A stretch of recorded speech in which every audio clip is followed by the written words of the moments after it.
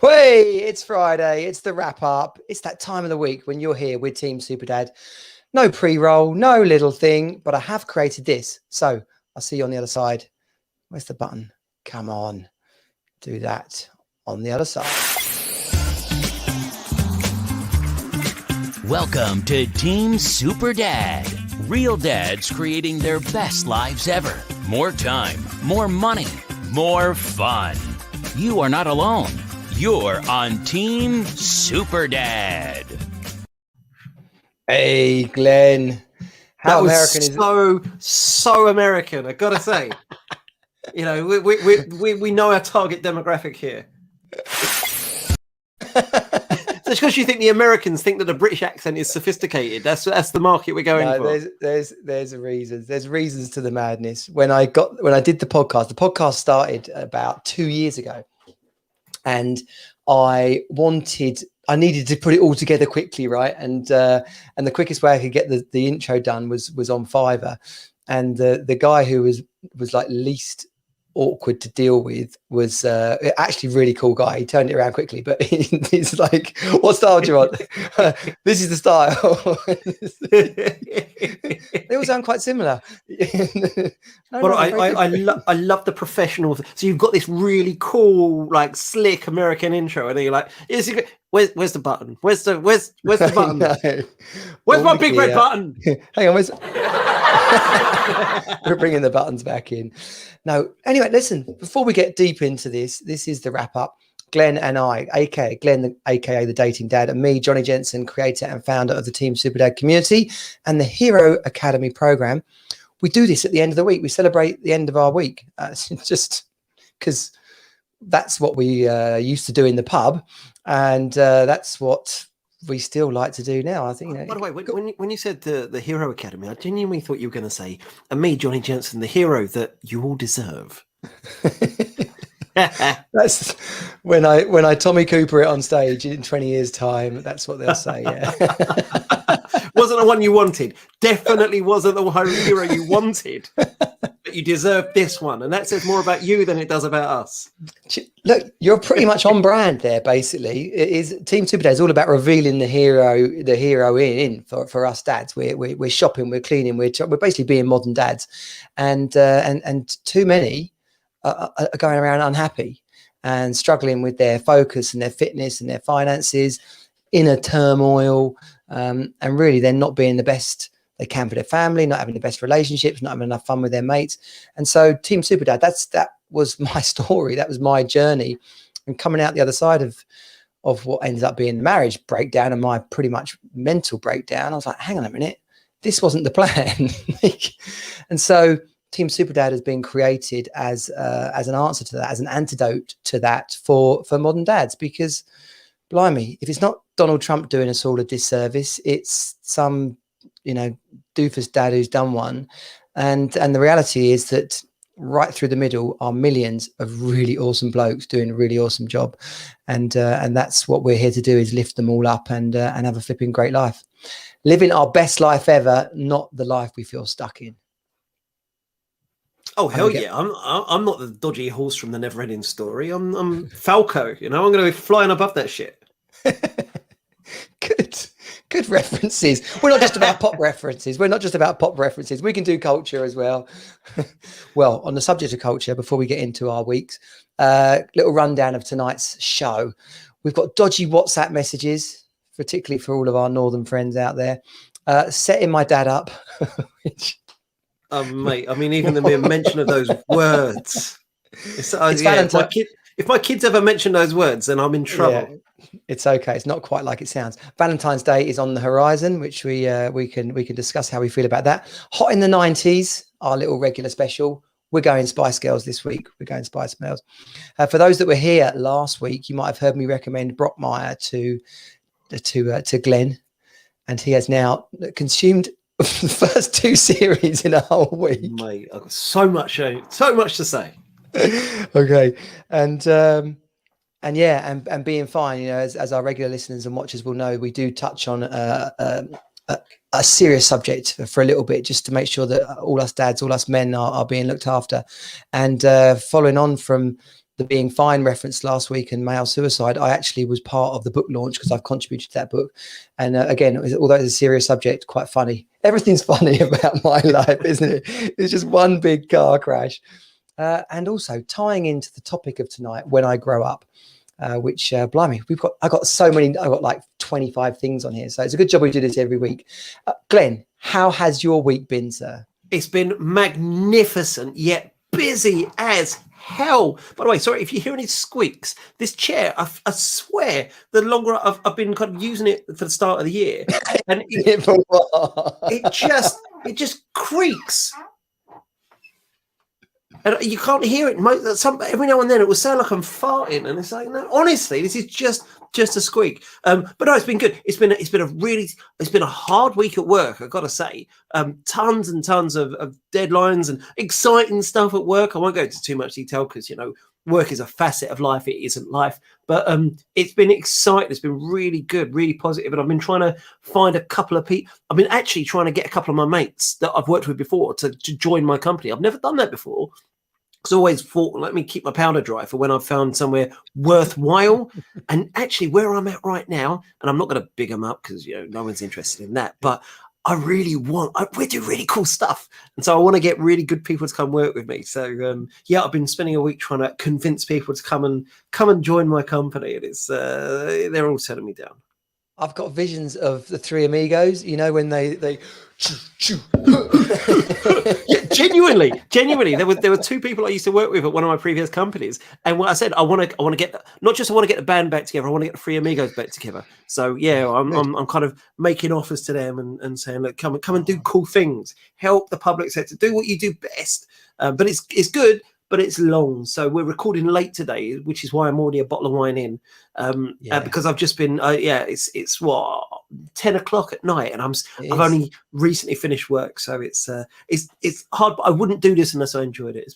But I've been homeschooling as well. This week I've been covering everything from the solar system, why we have days and nights, through to algebra for 7-year-olds, through to the Aberfan disaster in Wales, where a waste heap kind of destroyed a school, and helping my eldest to understand the text, some essays that were written around it, to understand the emotive language in there, and so on.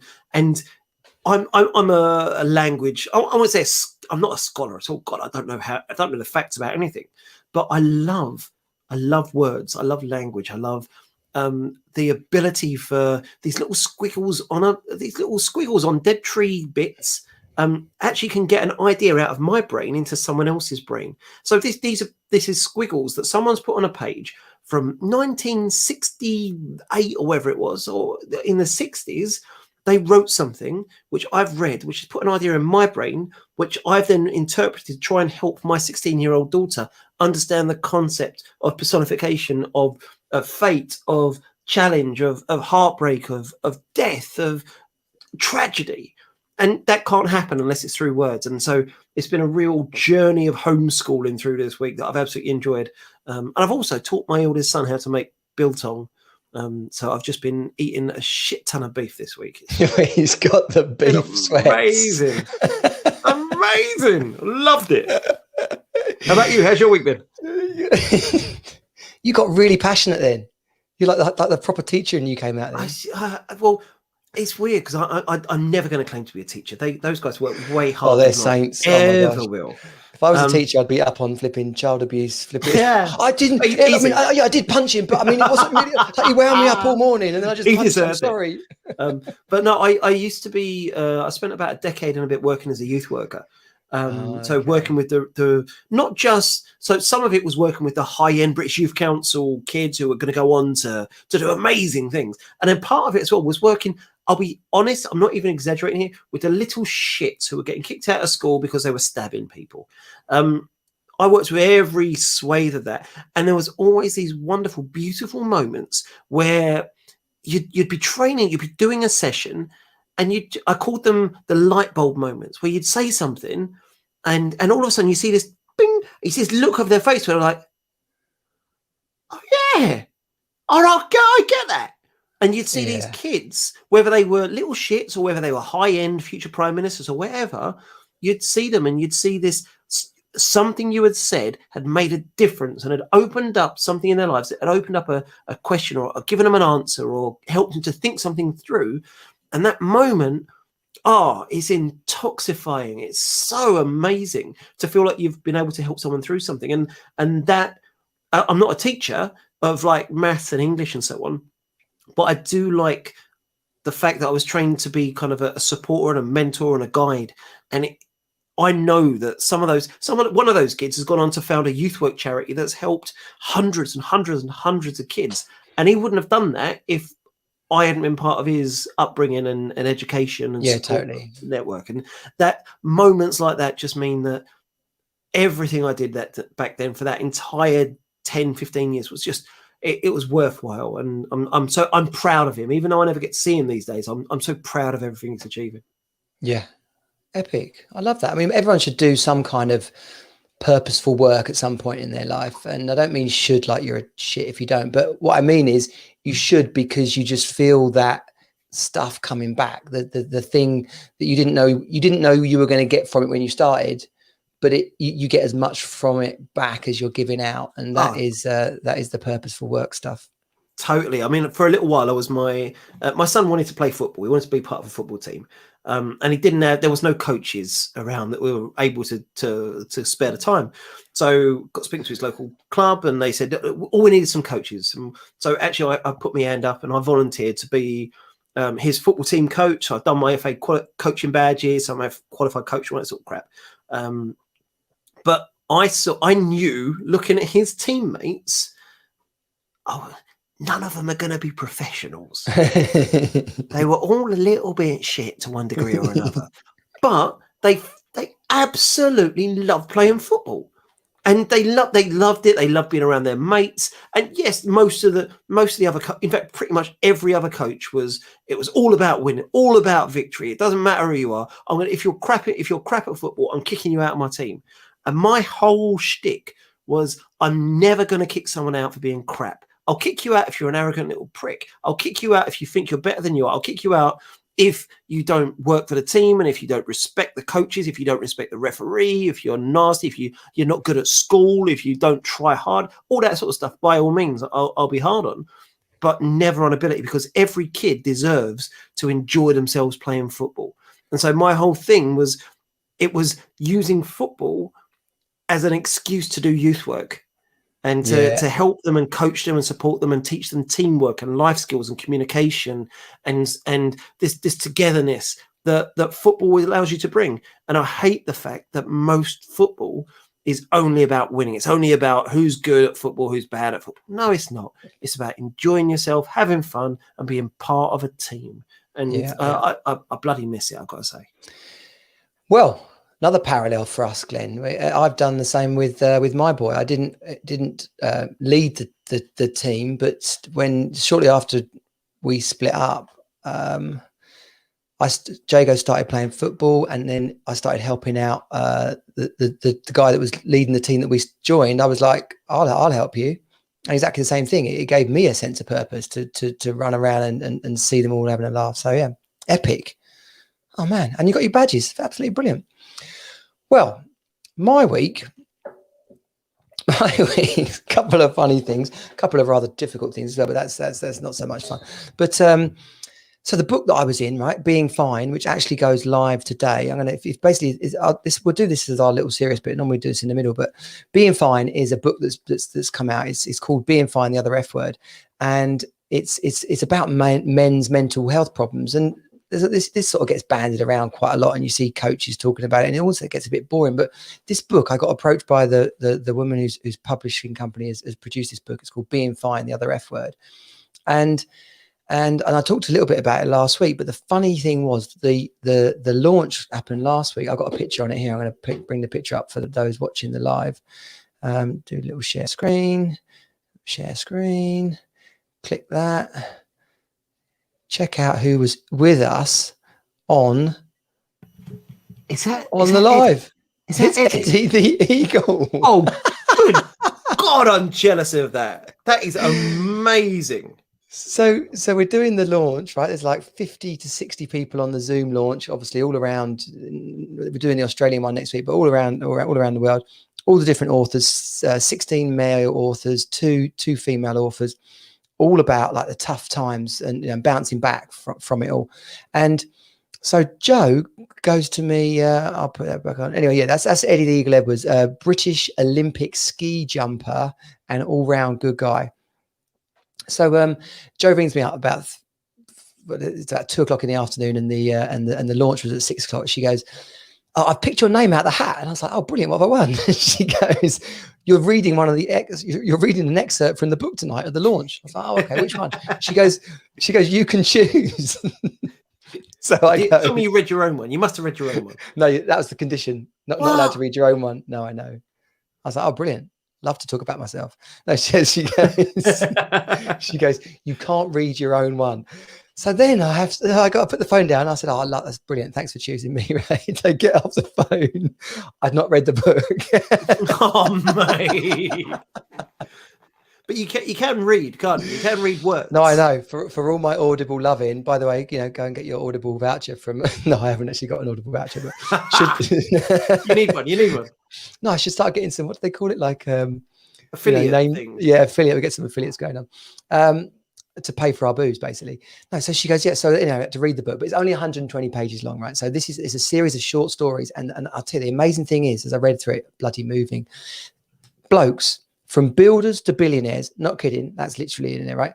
Motivational speakers, me, you know, marketing bloke turned dad coach.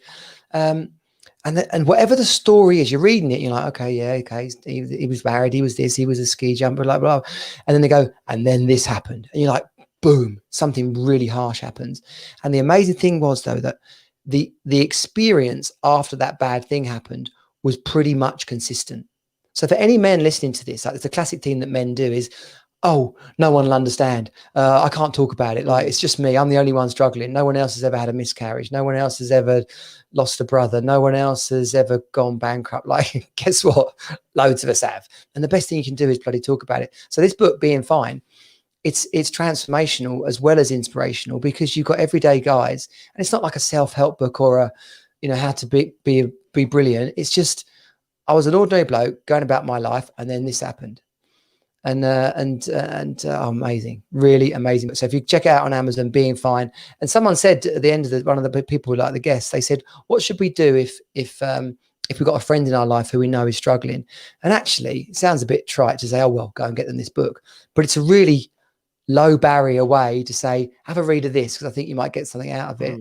And then the other bit of advice I gave was, be yourself. Don't like go, oh, I can't talk about that, I don't know what to do. Don't suddenly start throwing them Samaritan numbers at them, although that can help. And we have mentioned a couple of numbers in the past episodes. But my mate, when I was struggling, he took me climbing, because that was what he could do. That's what he was good at. And he goes, oh, let's go and climb a mountain. And he paid for the flipping hotel, and just, it got me into his world. And we had a weekend where I was just free of the struggles that I was going through at the time. But I guess also it takes you out of your normal situation, which gives you the freedom to kind of like think about the challenge that you're facing from a different angle. Yeah. And something like that is perfect as well, because I read somewhere, one of the kind of common things is many more couples have honest and frank and open discussions whilst driving, because they're both sitting facing forward. You're both facing forward, and you're not facing each other. There's no adversarial nature. It's you're both traveling in the same direction, and you're both doing something like at the same time, and you can have those discussions, because it's not like facing each other and facing off like in a battle. And something like climbing. Not a good sound for an audio experience. Glenn, put that away. Oh, this is after hours. This is all guns are all bets are off. But climbing, I'm guessing as well, is one of those things where whether you're climbing on also belay ropes, which you can both climb next to each other, or whether one of you's climbing and then you come down, the other one climbs. Yeah. You're both able to have those conversations without having to have that awkward face-to-face, where do I look, what do I say sort of moment. Yeah, totally. And you're not getting pissed. You know, like there's a time and a place for that, but sometimes it's, you know, anyway, point being, it's just real life dads, real life men, real life stories, and totally relatable. And Eddie the Eagle, I was watching it, right? Let's just bring that back up, right? Because I'm sat there, the whole thing's going on, and I'm like, who's the bloke bottom left? Thinking he didn't half look like Eddie Eagle. And then Joe says, and now I bring on my special guest, Eddie the Eagle Edwards. And and you didn't expect him to be there? No, top bloke. Not surprisingly, top bloke. I mean, what a story. Oh, yeah, we haven't got time to go into too much detail, but no, Eddie but see if you have the movie, the movie. Totally. I know the movie. there's fictionalized elements of it and all, but still, it's a brilliant movie. I loved it. No, he said about 70-75% bob on. He said, anyway, it's a brilliant. So, yeah, anyway. Oh, yeah, Boyhood Dreams. To talk about Boyhood Dreams, right? This came up for me. I got asked it on a podcast this week. I've been a podcast guest on about 2 or 3 different podcasts this week. One called Nacho Kids. Right. She's a stepmom, so she goes Nacho Kids. Oh, Nacho, right, yeah, not okay, your kids. Yeah. So that was pretty cool. And then another one with a lady called Tracy Keimberg, and that was all kind of healing and she was talking about like people break up and people moving on, and so it was she's doing a special sort of series on that. So I've been on this podcast, brilliant. And I sort of asked about Boyhood Dreams. What did you want to be when you were growing up, Len? Me, astronaut. Well, without hesitation. And I'll be honest, it's not even when I was growing up. Still want to be an astronaut. The difference is, I now know that you can't be an astronaut just by being like really, really smolderingly good looking. Because obviously that's what I am. But I'm not a scientist, so I'm not going to be able to get onto a sort of space shuttle or something. So the only thing I can do is hope for Elon Musk levels of wealth at some point. That's the only way I'm going to end up in space. Although that being said, I've made my kids, and they know this. They're well rehearsed on this. They've promised me that when I die, in the next couple of years, when I die, they're going to cremate me and stick my ashes into a weather balloon rocket and take me up. Proper weather into the stratosphere. Yeah, and they're going to put a little camera on it so they can prove that I was up there. And so, because I want to be in outer space at least once in my existence. So I always wanted to be an astronaut. Glenn, I had an idea for a company. And this is probably, it turns out they do exist, right? But it was called the Big Send Off, right? And it was basically you could have your ashes put inside a rocket and fired off somewhere, or some random thing done with your ashes. Yeah. Turns out in America there's loads of these things. No, the Big Send Off. That's my business. Never started it, but probably would have made more money than I am now. Yeah, the Big Send Off. Have you ever seen The Big Lebowski? Of course, everyone's seen The Big Lebowski. Big press. I love that bit at the end. He throws the ashes out and the wind blows it straight back in his face. So what did you want to be when you grew up? Racing driver. Like Formula One? No, mainly a rally driver. My dad was a co-driver for Lancia and Ford and RAC. Yeah, I remember you said that. Yeah. So I wanted to be a rally driver or a TV presenter. And I wanted to be a TV presenter. Well, CBBC sort of thing. Yeah, I wanted to. I was at an awesome grammar school, like one of the historic grammar schools of Great Britain, whatever. And at 16, I left. I went to a shitty college because they had a City and Guilds radio and journalism course, and I was like, yeah, I'm going to go and be a TV presenter. But the stupid thing was, I was too embarrassed to talk about it. So, like, obviously, what? I know. Come on. If you're going to be a TV presenter, you have to have an entire lack of self-embarrassment. Utter confidence, yeah. But here's the thing about people. The people that end up as Radio 1 DJs and stuff, when they were at school, they were the freaks that ran the acting association or literally the radio. I was the only club. I was the only boy in our entire year. I used to get all the lead roles because no one else did drama. And all hot women. Oh, good tactical. No. I wouldn't say hot women. These were okay. I went to a school in East London. Oh, okay. So yeah, I wasn't. I did drama at GCSE. I was in the choir. No, that being, I was also. See, it's weird. I was mentioning this to someone today. So yes, I was in the drama club, the school choir, the school council, the student support. Like, I set up the entire student support thing. So they're all geeky things. I was a librarian for a while. I was in the poetry club. I used to love the computer, and I was in the chess club and that sort of thing. But equally, I was in the football team. I was vice captain. I was a captain of the cricket club, and I was on our school running team. So I kind of straddled those weird worlds of you were bridging the void. Yeah. No, what fucking good has that done me? It's rubbish. I'm not Richard Bacon. He has stolen. I say he has stolen. There we my go. life. You could have been Richard Bacon. That's it. All I needed to do was get into cocaine. Richard Bacon definitely ran the drama club or something like that. Yeah. That man has got my job. He's got a job that I could do and I could thrive at and I could love. So yeah, Richard Bacon, I'm coming. He actually once he asked for me to invite him to my first ever best man speech. I dialed into a radio show once, and when you're just kind of chatting, it was like, I don't know, XFM or something like that. I dialed in for some sort of radio competition, and you just end up chatting and talking. And by the end of it, it's like, you know what? I want you. Promise me you're going to invite me. When you do a best man speech, invite me along. I want to be there. I promise I'll be there. And did I bollocks? So Richard, what's happened? So after his cocaine bust and Daily Mail expose, he's brilliant. That was decades ago. No, I know that, but I don't. Children's TV. No, I know, but he used to be on 5 Live, and I don't. Yeah, he's a Radio 5 staple, and Radio 4, and he's a regular DJ. No, he's a dude. He's a dude. Yeah, I like him a lot. I think he's got that kind of ability to both be fun and kind of light-hearted, but equally he can be serious. He can take people to task. And he's great at a party as well. He knows guys.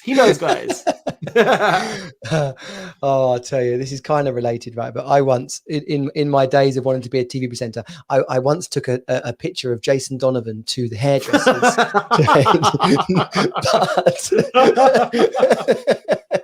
But I cut Jason Donovan's face out of the picture.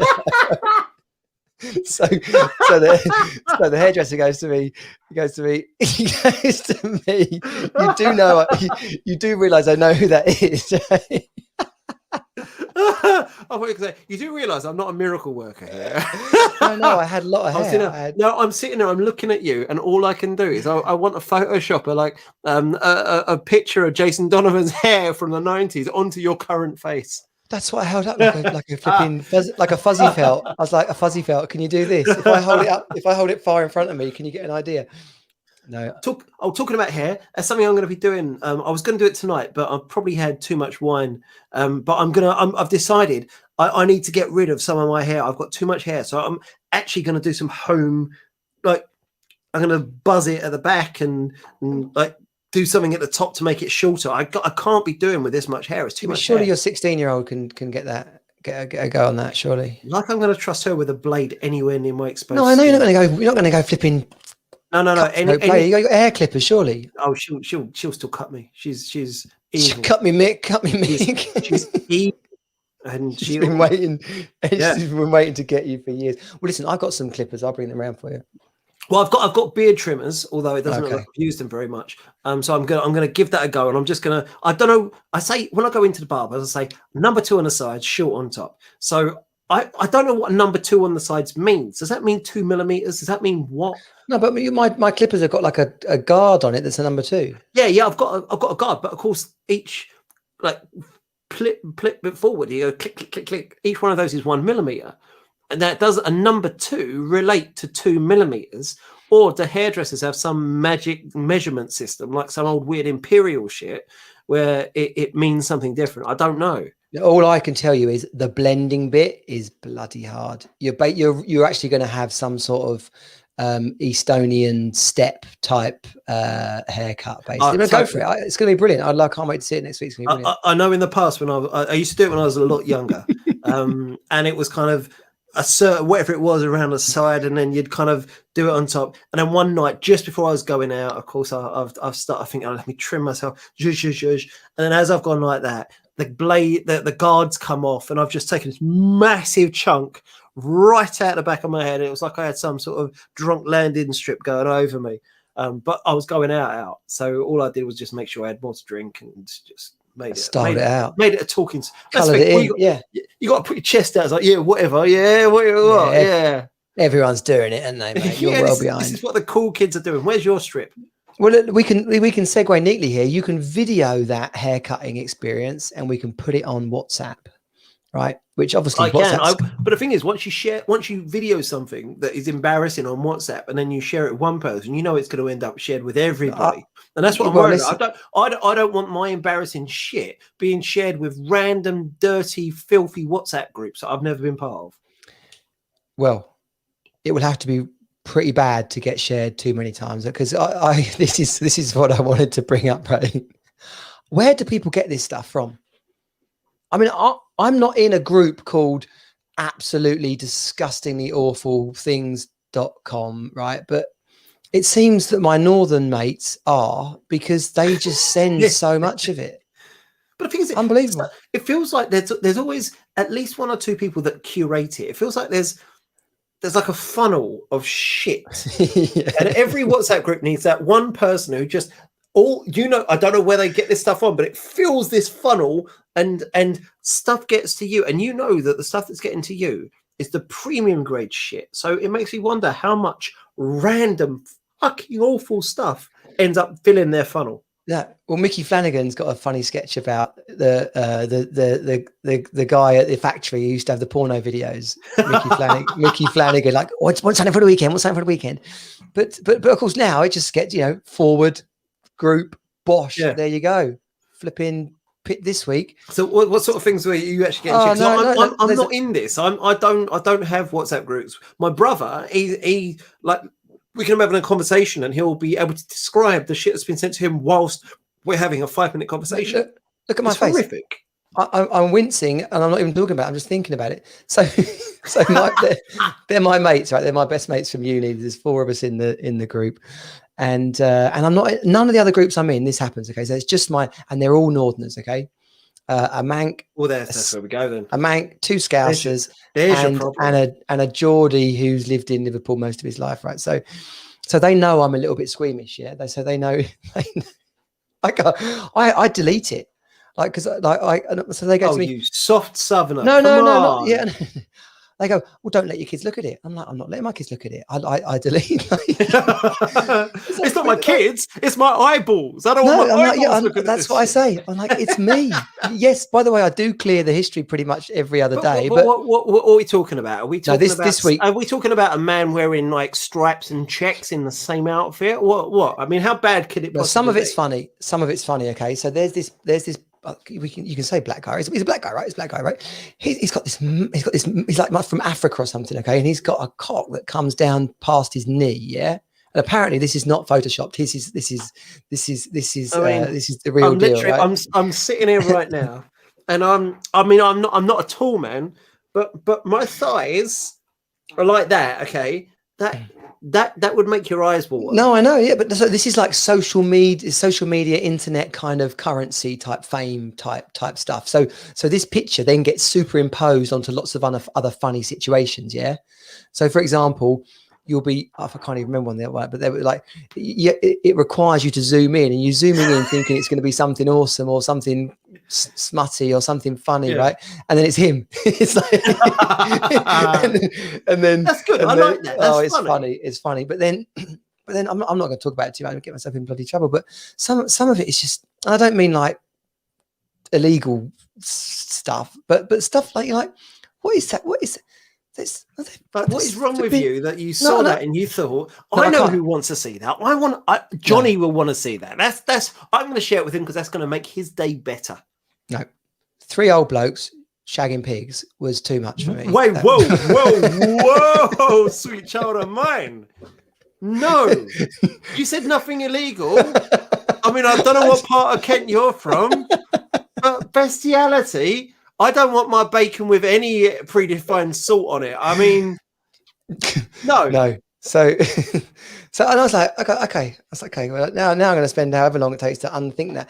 But other stuff like car accidents, like just. Oh, a good car crash is good. I mean, just the flipping and that. But there's a guy doing like road sweeping, and he's there with his road sweeping buddy, and then this bus drives straight into his dust truck, which he's standing in front of. It's in India or somewhere, and completely No, he's like flat as a pancake, like his brains explode out of his. Oh, see, no, that's not cool. I mean, I don't mind the whole the kind of close call stuff. I don't mind the whole where he goes past them and so on. But no, I don't want to see people being killed.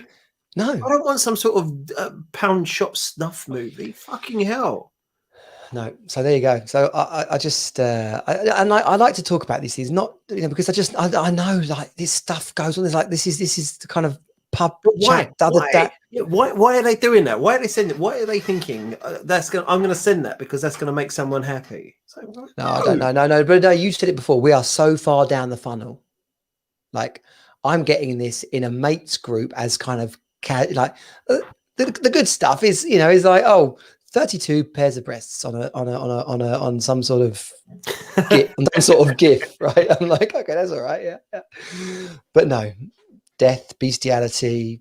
I want to say for the record, I'm very happy not being part of that group, and it's got nothing to do with them being northern. No. It's just call me old fashioned, but pig fucking is not my thing. I mean, no. I know. No. I've never shared my Tinder profile with you, but still, no, it's not for me. No, definitely going to put the old E on this episode of the wrap up. Probably worth it. So look, on a much more light and easy subject, how was Brockmire for you this week? Because I thought you were going to like it. I loved it. Mate, no. See, you go. Recommendations are one of those things. It's so personal, and you never know whether someone else they like something because it's speaking to them at a certain point in their life, or it's arty or something like that. And you know what? I don't want to get into something which is gonna just make me sad. My God, I feel in some ways I feel seen. I feel like Brockmire and I, we would be good friends, but not good for each other friends. I feel like he is an extreme version of all the shit that I know that if I didn't have kids, fucking hell. If you've not seen it, without giving away any spoilers, obviously you kind of gave the basic premise of the show, but it's just about an American baseball commentator, someone who talks for a living. And so, with me being such a narcissist, I can absolutely relate to this. He has an horrific incident that happens, causes him to break down, go right back to scratch, and then essentially he has to start working out how he can rebuild his life whilst, and I'm not sharing any secrets here, whilst being a functioning alcoholic and massive substance abuser, probably a sex addict as well. And all of these things combined, but you've got this guy he thinks aloud, and he thinks the things and says the things but whilst also having these underlying values, which are good values. He's got he challenges shit that you shouldn't have to challenge. He says he's got all the right principles, but the way he goes about them is just horrific. And for some reason that speaks to me. And I tell you, two nights, and I could have done it in one, but I had the kids with me, so I had to get up the next day for them. But otherwise, I would have just binged the shit out of it. The best recommendation of 2021, without hesitation, and probably for quite some time before that. I know. I've been looking up t-shirts this week. I want to spoof up Team Super Dad kind of Brockmire have another beer t-shirts. Is just a brilliant TV program. And that's a great episode where they're trying to raise some more money for their local baseball team. And so basically they come up with a thing where they get the ground, and everyone, no matter what happens, the phrase is have another beer. So someone, and I don't know baseball, but it's like someone threw a ball, have another beer. And someone hit the ball, have another beer. And you know what? That's the kind of game that I could it feels like 2020 cricket, basically. It does. Good times. TMS on cocaine. So it's actually on Amazon Prime if you're listening in the UK.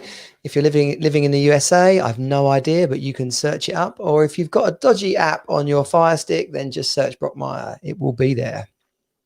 I loved it. Absolutely brilliant. The only thing that's made me smile anywhere near as much that I've seen recently has been the Handforth Parish Council shenanigans that's been happening today. I don't know if you've seen that at all. No, I don't even know what you're talking about. Yeah, I implore everyone to view. There's snippets of it essentially, and this is not a produced HBO special. This is literally the recorded Zoom meeting from a parish council meeting that was held in whenever they've just released it. And my God, if you could imagine kind of W1C meets the thick of it. It's just parish. I mean, for those who don't know about local, so this is real, a real life thing. This is real life, and this you've got kind of county. Usually parishes are in the county, so you've got county council kind of do the Glenn, too much detail. We get the picture. I'm telling you how local. They do the big. Then you've got the districts who do the medium thing, and then the parishes. This is just like you and your neighbours getting together to come up with some sort of neighbourhood fucking watch scheme. Yet parish, and I speak as someone who used to be a parish councillor. The kind of mini Nazi kind of people, the little Hitlers who want this control and the arguments and the passion. And if you Google this thing, henceforth parish council meeting, it's quite possibly the funniest real life situation I've seen. Now it's not quite Brockmire standards of production quality, but it's every bit as hysterical. Check us out. We're doing goggle box. We're doing dirty WhatsApp messages. Handsworth Parish Council meeting. It does come up first. I guess I might look for the old video, but well, yeah, we'll share. We'll put that in the Team Superdad group. Basically, if you've listened for 41 minutes and I failed to mention the Team Superdad group, which I think I have done. Where is it? Where is the Team Superdad? It's at Facebook. It's at Facebook. So basically, bit of the old fb.com groups, Team Superdad / is in there. Just search Team Superdad, you'll find it. It says Dad Success Group, and we're in there. We're hanging out. We're doing the F5: focus, fitness, finance, family, fun, and as well as sorting all those areas out, we are actually just keeping it real and having a laugh, which I think is quintessentially British. Basically, we are lads. There's a little bit, because particularly given our age, there is a degree of lads mag coming out here. Talking about lads mags. Next thing you'll be talking about is fucking FHM, and who's we're going to in this group. And who would ever think about that? But I'll tell you what, though, who was the fittest Spice Girl? That's an interesting conversation. Well, this is where we got a challenge, because we're talking about. Are you talking about now, or are you talking about back in the day? I'm going to start with back in the day. That's different. Back in the day, it was Baby Spice. Bom bom bom. Check it. Right. So for those that are listening on the podcast, we do love and appreciate you. Right. So leave us a review, share the hell out of this, and get as many more listeners on the old podcast. But if you're watching the live, which actually we do get a lot of people on the video replays and stuff, because it's on YouTube, Facebook, Twitter. So you can see glorious pictures of the lovely Spice Girls back in the 90s. I mean, there's only two. It's only a conversation between two, and I'm very clear about who those two are. Who I'm assuming you agree with me here. There's only two that are in the discussion. No, I used to just go back and forth. It's like I don't know. I think no. I mean, yeah, Baby Spice, but it's Baby Spice or Ginger Spice. There's nothing else. I know, but I always thought that there was some, for me, that I think Sporty is attractive, but there was just something. No, she is. But I think I just like the fact that I just thought she'd be a flipping good laugh. I'd go out and get pissed with her, but put her in a lineup and say, you know what? If any one of these was attracted to you, which one would you go for? It would not be Sporty Spice. Okay, but now, right? Things change. Now they've got a little bit older. Ginger Spice, whatever she's called. Remember, we were talking recently about the fact that they're still going to be the women we find attractive because they are in our age bracket. Yeah, so for anyone not tuned in before, there is a reason we do Hot in the 90s, because Glenn and I a few weeks ago were talking about how come we don't know about all the Tossie these days, and then we realized was because if we did, we'd be talking about women that were closer to our kids' age than our age. So what we've done is we've realized that actually to be appropriate, we need to go back to the 90s and talk about women that we fancied in the 90s, because yes, they would be an age appropriate right now. So this picture, this was like, that doesn't look that recent. That looks about 10 years ago. That's Because not no, they wouldn't be in a picture with what's her name there, would they? and she wouldn't be smiling. I mean, she's not physically able to smile these days, No. is she? I think she's the least attractive, the posh spice. Posh. Yeah. I'm with you on that. I'd go in terms of least attractive. It'd be posh, sporty, scary, and then the other two. Yeah, I think sporty would be naughty. She would be really naughty. There's rumors was she was a bit like to go both ways. Maybe so, but I don't know. I think maybe as well. She reminds me of one of my sisters. Oh, that's always going to ruin it. That's definitely going to ruin it. It's not right. Now, Jerry, the ginger spice, now, these days, yes. And for two reasons. One, she's hot as fuck. And two, her fella's into Formula One. And I'm a massive Formula One fan. So, during getting to know you phase, there's an absolute chance I could go and see some races. Okay. Yeah. Well, what you're thinking, you're going to weasel in and be mates with her boyfriend. I'm going to woo her, and I'm charming via shared interest with her current boyfriend. Will absolutely be my best buddy. Okay. How about you? Okay. So right now, these days.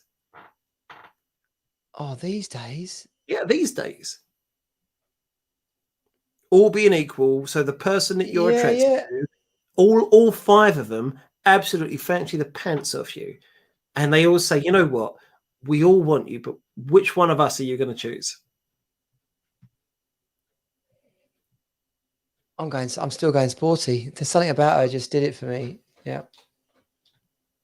Look at that picture now. Look at this. Is a modern picture of her. Modern. It's good. It's lovely of you. It's a wrong answer, but it's lovely of you. No, right now she scrubs up well. And I'm not saying she's unattractive at all, but still. Anyway, good chat as always. Bit of a lads mag 90s rewind there. Glenn and I are keeping it real, keeping it true to ourselves there. The great thing is that when we're talking about lads mags, they weren't lads mags women, because they were all about girl power. They're all about feminism, and in a good way. They're all about like smashing that mindset of women are there for men, yet still being sexual for their own interest. But when lads mag started, they were they were all right. They were proper good laugh articles. It wasn't all about women with their boobs out. When it got to the end, when there was like nuts and loaded and there was loads of them, it was just basically a boob fest, which I mean they were pretty much getting onto flipping average level pornos. It was completely inappropriate, but I think I think there should be a bit of a rebalance, because I don't know. I mentioned this the other week, didn't I? I want to just have some fun. I want to meet some flipping leery ass funny women and go out and have some good times. Mm-hmm. That's the dream. That's the dream. They are out there. And are we going to see them on Valentine's Day, Glenn? What like next week? And even if I did, it's like fucking. You know what? I'm sick of Valentine's Day. There's a great thing. Tesco's, they do this thing where you can actually opt out of advertising. And Tesco's, I salute you, because I'm fucking sick of it. This pressure, and we go on and on and on about kind of equality, and it's all. Yet Valentine's Day becomes this thing where men are expected to go out of their way to do nice things for women. I'm not talking about a month later. It's not like steak and blowjob day is a commonly accepted thing. Valentine's Day still is. Why? When was the last time on average, it was accepted that women would be as romantic towards men as men are expected to be on Valentine's Day towards women? It doesn't happen. And that pisses me off. It really angers me, especially because I'm single and I've got no one to really go and be romantic with. And I'd really like to do that. That is the yin and the yang in the subject. But I'm totally on board with you. Anything these days that is completely out of whack and unbalanced is. I just hate the idea that we're gonna. And that's why I'm not really a massive fan of Father's Day either. I mean, and the kids love it, and that's great. But I say to them, I could like. If I get to choose between having one day where you treat me special or just know that you think I'm awesome all year, I'll take the awesome all year option. Thank you very much. Like, fucking don't save it for one day. It's forced romance. It's forced romance when every restaurant can up their prices, every flower shop can up their Oh, prices. I hate that. You have to pay for a nose. I mean, that being said, I do feel like there's ways of doing it that are better. So one year for my ex-wife, because I've not really had Valentine's Day with other people, which is sad for me, but great for them, because they didn't have to put up with It's me. coming. Pending. But one year I made, we didn't have any money, so I actually got like paper, rolled up green paper, cut out individual petals for like roses, made a bunch of 12 red roses, complete with little dots of glue which represented like dew on them, wrapped it all up and then delivered it to her workplace as handmade roses. That's cool. But I actually proposed to my ex a week before Valentine's, because I knew she was expecting something on Valentine's, because I'd taken one year I took her to Paris or shit like that, you know. So I built up a rod for my own back. But for proposal the week before Paris, I got a friend who was moving house to take her out to do furniture shopping. I said, "Oh, that's right, I'm working that day, so take the kids to my mum's." She's agreed to look after them. As she went into my mum to drop the kids off, got given a DVD to say, "Oh, Glenn's asked you to watch this," and it was a DVD of me saying, "Actually, you're not doing that. You're going on a treasure hunt." And it was 20 stops around London, where every single stop had so first of all, to find out where the stop was, you had to work out a cryptic clue. Then she was on her own this whole time. No, she was with her mate. Oh, okay, so her right, friend was on it, and so the two of them, because I know she wouldn't want to do it on her own. So her and her mate, they got given a card, an envelope with a card in it, and that had a cryptic clue. So they had to work out where to go. On the way there, they had to do a Sudoku.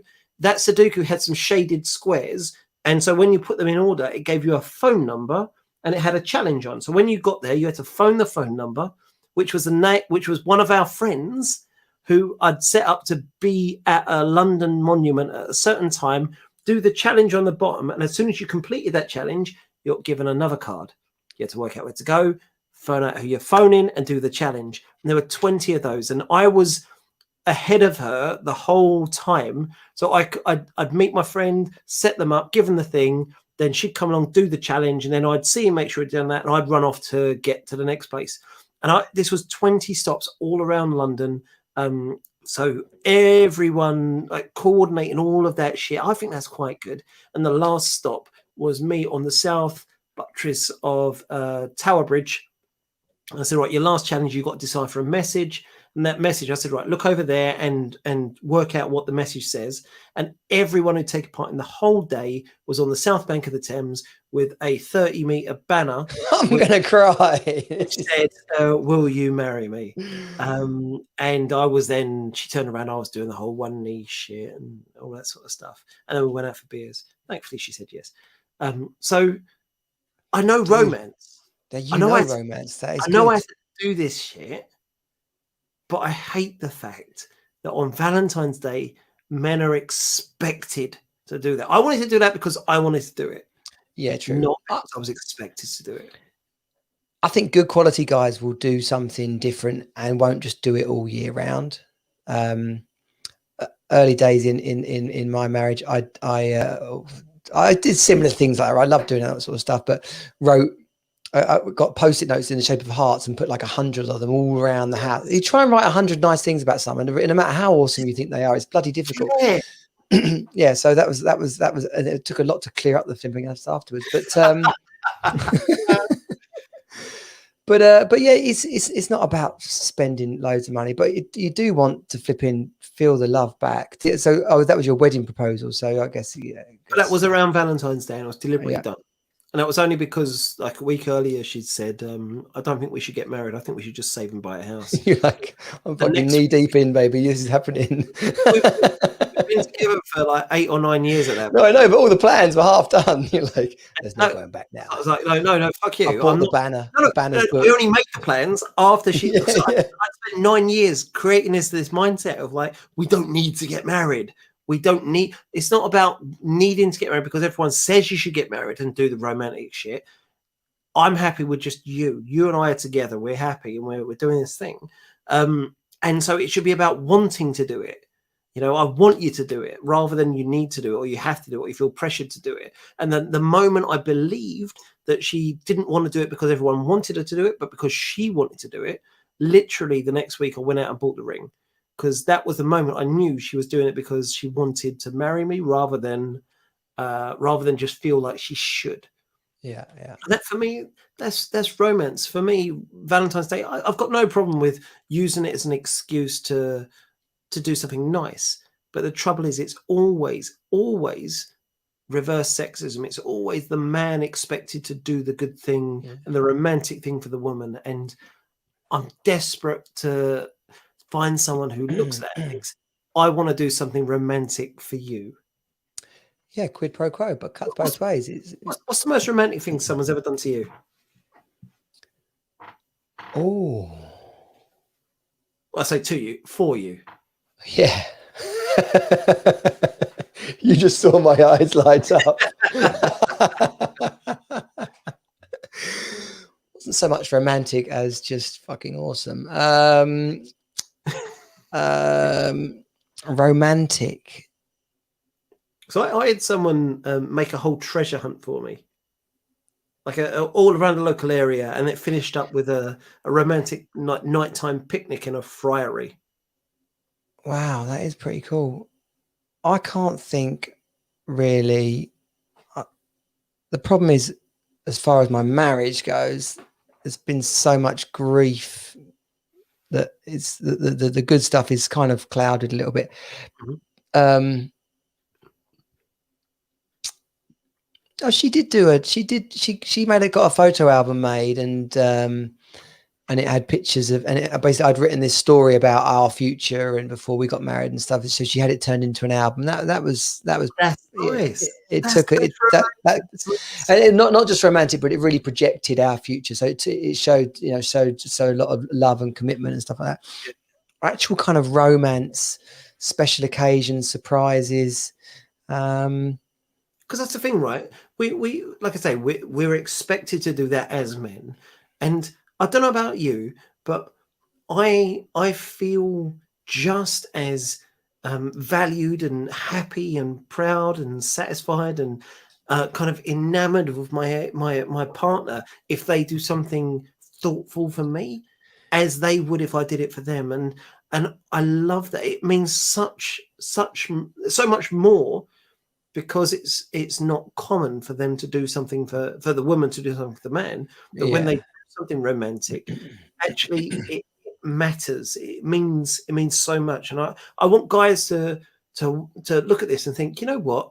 I deserve romance. I deserve to be wooed. I deserve to be desired and loved and have that attention and care taken to me in a romantic sense. We deserve romance. We deserve to be wooed.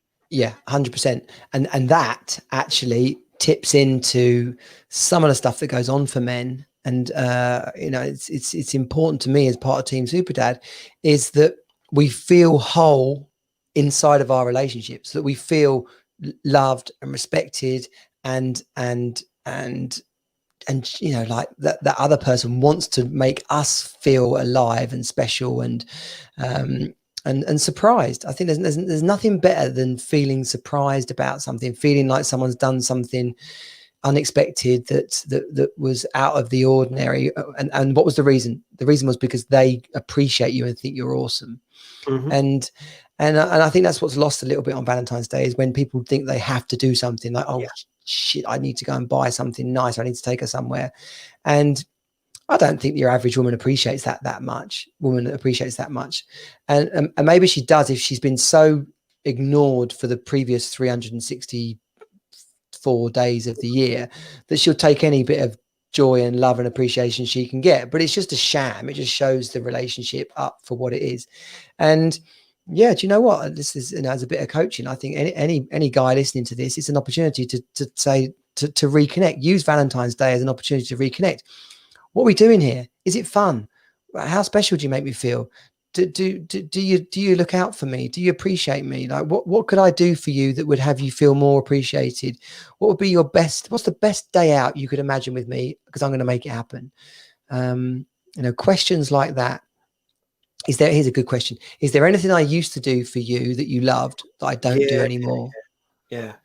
And that's because we get so caught up in the everydayness of our relationships that we forget why we fell in love with each other. So I think using it as an excuse to reconnect and to ask yourself those questions is wonderful. It's just don't think that it's Valentine's Day, so you know what I'm going to do. I'm going to take her to a restaurant. We can't at the moment, but I'm going to buy some chocolates, buy some flowers, maybe buy some lingerie, and that will tick the boxes. No. Do you want to hear my worst? That's not romance. No, it's very poor. Do you want to hear who are you with, and what do they love, and what makes them tick, and how are you going to put a smile on their face that no one else can? Do you want to hear my worst ever lingerie story? The girl I lost my virginity. What were you wearing? No, the girl I lost my virginity to. Right, it wasn't a good relationship, but that's another story for another day. But I bought her for Christmas once you remember those Wonder Bras? Of course, right. I remember. Of course, right. So Wonder Bras, and obviously, if you went burned onto a retina, if you went to the right shop, you could buy the knickers and the bra, and plus they were quite hard to get hold of and everything, right? So, in front of her family on Christmas, Boxing Day, Christmas Day, whatever, bearing in mind we're still only about 17, 18 as well. So I bought her underwear, and the worst thing is, right, I've got the size completely wrong, completely and utterly wrong. So not only is she mortified, but anybody with half a brain is sat there going, wrapped them up for Christmas. Christmas. When she's going to open shit in front of her parents. Oh yeah, bad on so many levels. I mean, I'm not going to lie. My eldest is 16. She's going to be 17 at the next Christmas. If she has a boyfriend at that stage, or a girlfriend, or anyone who buys her fucking lingerie, that kid is going to be out in their fucking ear. Oh, Glenn. That's me. That's how detached I am from things. Right? I'm trying my best. I'm trying my best to get more. I'm just all about like, yeah, let's do it. Let's do it. It's gonna be brilliant. But no, I don't really think it's true. I'm assuming you've grown since then. I don't know. I'm prone to a clanger. Her brother, who was pissing himself. Her older brother was laughing so loud, like he was on the floor crying. Absolute gold. Absolute gold. Man. Yeah. No. Brilliant. Well, look, that is the perfect way to wrap up. I have not got round to my story about setting my dad up, but we'll save that for next week. I've got so many things to. Do you want to hear this one? Leave that on a cliffhanger. It's not quite how it sounds, but it is funny. I'll tell you what else I want to talk about next week. Have you seen that thing go around on Facebook? Best gig, last gig, first gig. Do you see that around on Facebook? Those sort of things go around all the time when they're trying to do right. So I will absolutely verbally respond to that. Yeah. And you know what? Next Friday, I want to get 2 women on because it is Valentine's Day, and I want to do a wrap-up Valentine's Day special. Valentine's special. Yeah, that's good. And we'll try and do like an alternative, like clangers, worst experience, like for cringe presents. We'll do that. So. Can we do 4 people on this whole setup so that people? We can do 10 on StreamYard. Well, you know what? As much as I'm up for a gangbang, let's go for a verbal 4-way. Let's see it. Let's build a 4-way. I'll put it out to. I run the London podcast community, so I'll put it out there that we're looking for 2 women podcasters to come on and join us. Well, listen. If you are listening to this, if you think that's going to be you, then come and get involved. It's not that you have to be a podcaster, but it's just that someone who's easy breezy can just sit and chit chat like Glenn and I do and have a bit of banter. We don't want someone who's their first time. Whoa! so many phrases, so many things I can say, but I'm a gentleman. So. We're gonna pop someone's podcast cherry on Valentine's. Glenn, you're on Twitter, aren't you? Tell people where they can find you on Twitter. They should definitely come and find some of your banter on Twitter. Almost anywhere else as a dating dad. Google that stuff, and I will turn up like a veruca, and you won't be able to get rid of me. A grim white sock over the top. And if you have listened to this, thank you so much. We're an hour and 4 minutes in. teamsuperdad.com. Basically anything and everything can be found at teamsuperdad.com. The Hero Academy, we've got a March intake happening. As long as you're in by March 1st, you are in. And if you just want to hang out with us, come over to Facebook and facebook.com/groups/Team Superdad. We would love to have you with us. Share this, like it, review it, do flipping stick it on WhatsApp with some grotty picture. The wrap up is here for you every week. Glenn and I signing off. Take it easy, everyone. Team Superdad out. Bye. Glenn, I got one of those random endings ready for this. We're doing it again. I'm so excited. This has been Team Superdad. Find us at teamsuperdad.com. Join the program and create the best life ever for you and your children. You are not alone. You're on Team Superdad.